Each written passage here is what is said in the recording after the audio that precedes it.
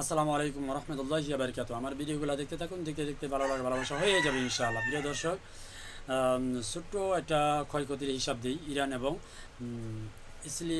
ইসরায়েলের যুদ্ধে, এই ইসরায়েলের যুদ্ধে ইসরায়েল যে বোমা নিক্ষেপ করছে ইরানের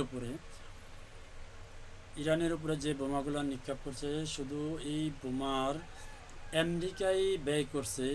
এই যতগুলো বোমা নিক্ষেপ করছে সেগুলোর আমরা যদি দাম হিসাব করি, যে $800 মিলিয়ন।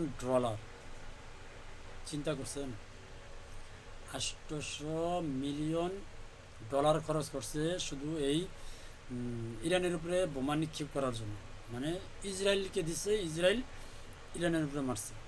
এটা আমার কথা না, আমেরিকার গণমাধ্যম রয়টার্সের প্রতিবেদনে উঠে আসছে। ইভেন তারপর আপনারা জানেন যে এই আকাশ প্রতিরক্ষা যে সিস্টেম, এটা অনেক দাম, অনেক ব্যয়বহুল, মানে খরচ। এটা বানাইতে প্রায় 1 বছর সময় লেগে যায়। মানে 1 বছরে আপনার 12টা না 14টা এরকম বানাইতে পারে। তাহলে আপনি হিসাব করেন এটার মানে খরচটা কেমন হতে পারে।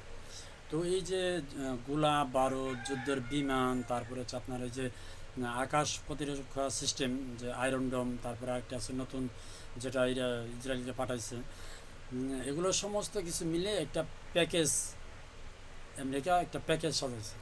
তো সেই প্যাকেজ আপনারা দেখছেন যে ইউক্রেনে এরকম প্যাকেজ দিছে রাশিয়ার বিরুদ্ধে যুদ্ধ করার জন্য। তো সেম একটা প্যাকেজ ইসরায়েলকে দেওয়া হয়েছে।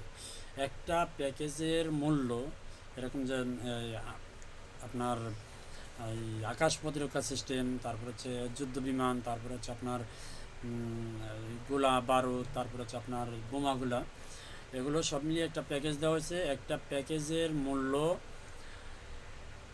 12 থেকে 14 ট্রিলিয়ন মার্কিন ডলার। 14 ট্রিলিয়ন মার্কিন ডলার। আপনি হিসাব করতে পারছেন? মিলিয়ন ছাড়িয়ে, বিলিয়ন ছাড়িয়ে ট্রিলিয়নে এসে দাঁড়াইছে। অর্থাৎ 12 থেকে আমার বলেছে 12 থেকে 15 ট্রিলিয়ন ডলার। 12 থেকে 15 ট্রিলিয়ন ডলার একটা প্যাকেজ। সে একটা প্যাকেজ ইসরায়েলকে দেওয়া হয়েছে শুধুমাত্র ইরানের উপর নিক্ষেপ করার জন্য। আর আমেরিকা যে হামলা করছে 3টা পারমাণবিক কেন্দ্রস্থলে ইরানের উপর, আর আপনারা তো এর পূর্বে শুনলেনই, 15 বছর এটাকে পরিকল্পনা করে এই বিমান শুধুমাত্র নির্দিষ্ট করে ইরানের উপরে মারার জন্য নির্দিষ্ট করে বানানো হয়েছে। ইভেন এই যে বোমাগুলো আছে, বোমা মারছে এক একটা, মানে এই বোমাগুলো এই 34,000 কেজি এই বোমার ওজন, শুধুমাত্র ইরানের উপরে নিক্ষেপ করার জন্য এই বোমাগুলো বানানো হয়েছে। তো এই যে একটা ব্যয়বহুল 12 দিনে খরচ করলো আমেরিকা, কি সফলতা পাইছে? একটা সফলতা পাইছে ইরানের উপরে, যে ইরানকে মেধাশূন্য করে দেওয়া হয়েছে। অর্থাৎ এই প্রথম দিন যে হামলা করছে, দ্বিতীয় দিন সম্ভবত, সেখানে ইরানের যে পারমাণু বৈজ্ঞানিক, তাদেরকে 6 জন পারমাণু বৈজ্ঞানিককে ধ্বংস করা হয়েছে, শাহাদাত বরণ করা হয়েছে।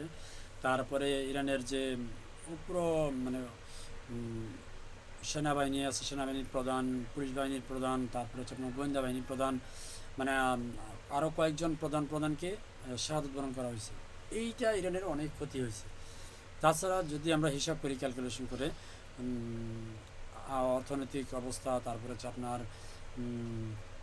দেশের যে পরিস্থিতি, ধ্বংসস্ত পরিস্থিতি, এগুলোতে ইসরায়েল ক্ষতি হয়েছে বেশি। তো ইরানকে আল্লাহ তাআলা হেফাজত করুক, সবাই দোয়া করবেন। ধন্যবাদ সবাইকে। আসসালামু আলাইকুম রহমতুল্লাহি ওয়া বারাকাতুহু।